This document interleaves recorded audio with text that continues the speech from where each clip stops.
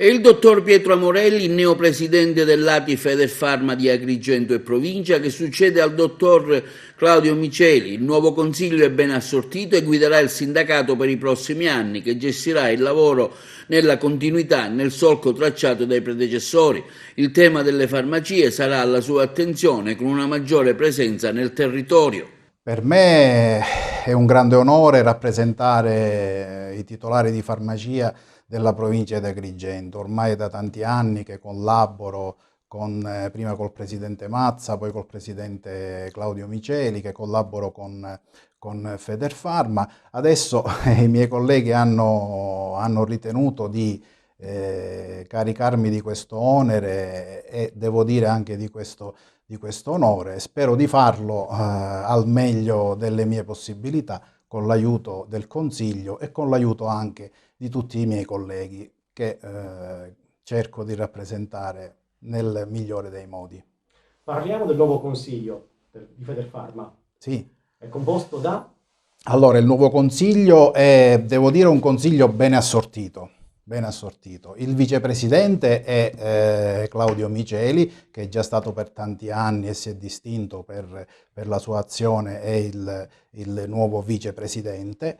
La dottoressa Maria Rosa Contissa è la vicepresidente rurale e presidente del comitato rurali.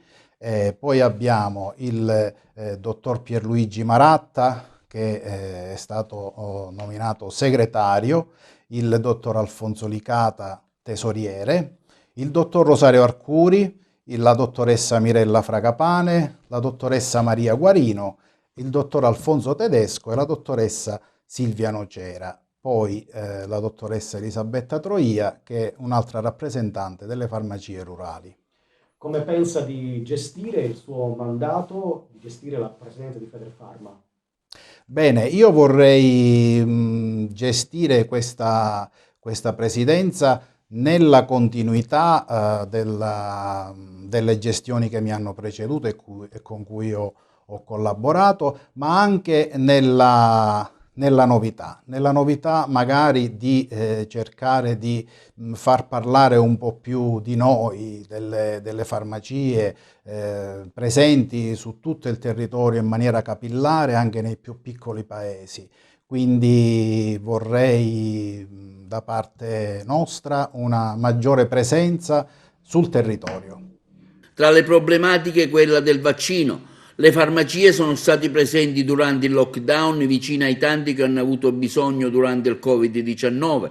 Il vaccino anti-Covid non sarà distribuito dalle farmacie. Per il dottore Amorelli è giusto che si faccia all'interno delle strutture ospedaliere, ma ad oggi in Sicilia i farmacisti non sono stati inseriti tra le categorie a rischio che si dovranno vaccinare, nonostante la stessa abbia fatto presente più volte in sede regionale il problema, essendo lo stesso esposto al rischio Covid.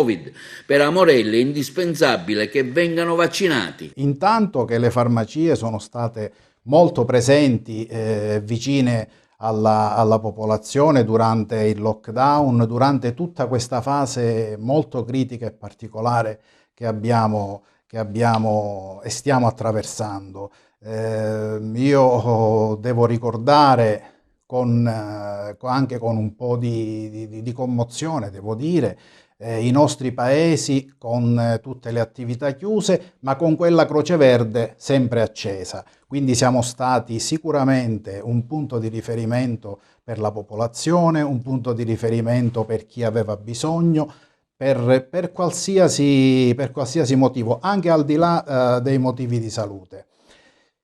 Sul vaccino anti-Covid devo dire questo: come tutti ormai sappiamo, perché se ne parla ogni giorno in tutti i telegiornali, il vaccino che è finalmente arrivato ha delle modalità di somministrazione molto particolari ed è giusto che si faccia in ambiente ospedaliero. Sappiamo tutti le temperature a cui deve essere trasportato, sappiamo le modalità di somministrazione, quindi è giusto che venga fatto in ambiente ospedaliero.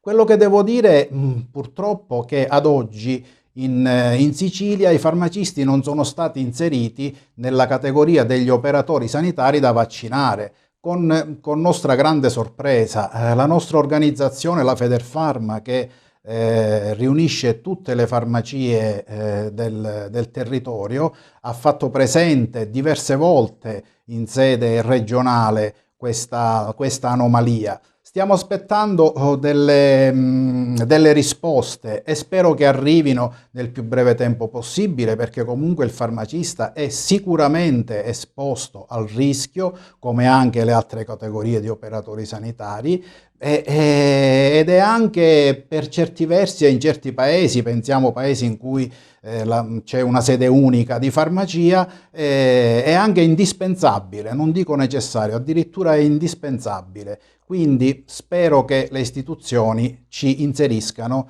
nelle categorie da vaccinare.